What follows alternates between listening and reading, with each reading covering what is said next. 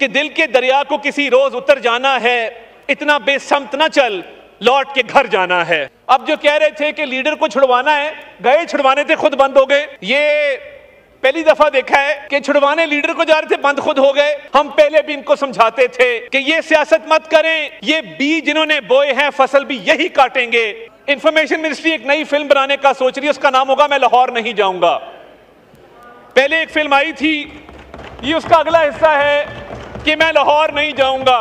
मैं आज अपने राइट पर ये सुनसान और वीरान सीटें देखकर इस बात पे हैरान हूं कि कल जो हुआ उसके बाद 4 लोगों के अलावा बाकी ने किसी ने यहां आने की जुर्रत भी नहीं की।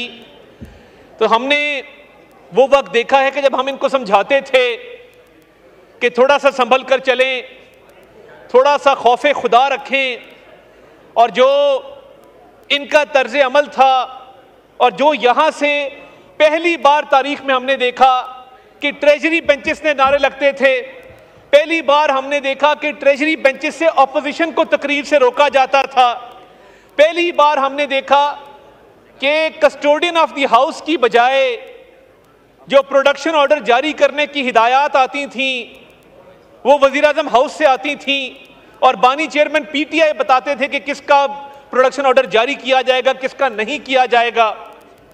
तो ये जो नफरत के बीज बोए गए हैं, हमने तो तब भी इनको समझाया था कि वक्त एक सा नहीं रहता, और इन्होंने जो सियासत के अंदर रिवायात डाली, ये कभी नहीं हुआ था कि खवातीन को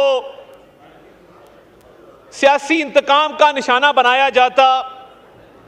जब फरियाल तालपुर साहिबा को ईद से एक रोज कबल चांद रात पे अस्पताल से जेल भेजा गया, कहा गया कि मैं चाहता हूं कि इसके भाई को अजियत पहुंचे और इसके भाई तक ये पैगाम जाए कि उसकी बेगुनाह बहन को लेट नाइट अस्पताल से जेल भेजा गया है। उसके बाद मरियम नवाज शरीफ साहिबा की बेल हुई एक केस के अंदर, और दोबारा गिरफ्तारी जिस अंदाज में की गई, ये कहा गया कि मैं चाहता हूं कि इसके वालिद के सामने इसको गिरफ्तार करो, मैं चाहता हूं, मुझे चेहरे के तासुरात बताना कि जब उस बेगुनाह बेटी को बाप के सामने गिरफ्तार किया गया था तो उसके चेहरे के क्या तासुरात थे। और जनाब डिप्टी स्पीकर, मैं इस बात का गवाह हूं, अकाउंटेबिलिटी कोर्ट नंबर 3 की अदालत में हम पेश हुए, आजम नजीर तारड़ साहब मेरे साथ थे। हमने जज साहब को यह सदा की कि मियां शहबाज शरीफ साहब जो इस केस में अक्यूज हैं, उनकी वालदा फौत हो गई हैं, तो आज अगर जिरा ना की जाए और आज केस की प्रोसीडिंग्स ना चलाई जाएं और केस को एडजर्न कर दिया जाए, तो उन्होंने कहा कि मैं हर सूरत जिरा करूंगा। उस वक्त का फिरौन शिदात अकबर कहां है जो यहां पे बैठ के लोगों की मां बहनों के खिलाफ केसेस बनाता था? आज जब वक्त आया है तो मुल्क को छोड़ के भाग निकले, और वो वालदा की मैयत घर में पड़ी थी और जज साहब ने 4 घंटे उस केस की कार्रवाई चलाई। ये आज किस बात को रोते हैं? मगर इन्होंने ना माजी से सबक सीखा, ना हाल से सबक सीखा, और इनका मुस्तकबिल भी मुझे तारीख नजर आता है। जो जलसे पे उस दिन एक नाम निहाद वजीर आला ने जबान इस्तेमाल की, फौज के इदारे के खिलाफ आपके सूबे के अंदर दहशतगर्दी पनप रही है, जनूबी खैबर पख्तूनख्वा के अंदर रोज धमाके हो रहे हैं, रोज हमले हो रहे हैं, और आपको फिक्र ही नहीं है। ये वही बात हुई कि रोम जल रहा था और नीरू बांसुरी बजा रहा था, यहां तो नीरू गालियां दे रहा है, कंटेनर पे चढ़ के गालियां दे रहा है। नाकाम जलसे का गुस्सा निकालना था तो अपने लोगों पर निकालते। जो स्टेज पे चढ़ के फौज के खिलाफ, मिलिट्री लीडरशिप के खिलाफ, मरियम नवाज शरीफ साहिबा के खिलाफ जो जबान इस्तेमाल की गई इंतहाई काबिल मुजम्मत है, और जो खवातीन जर्नलिस्ट के बारे में जबान इस्तेमाल की गई, जो सहाफियों के खिलाफ नारे लगाए गए, उसकी पुरजोर मुजम्मत करते हैं। मगर इंफॉर्मेशन मिनिस्ट्री एक नई फिल्म बनाने का सोच रही है, उसका नाम होगा मैं लाहौर नहीं जाऊंगा।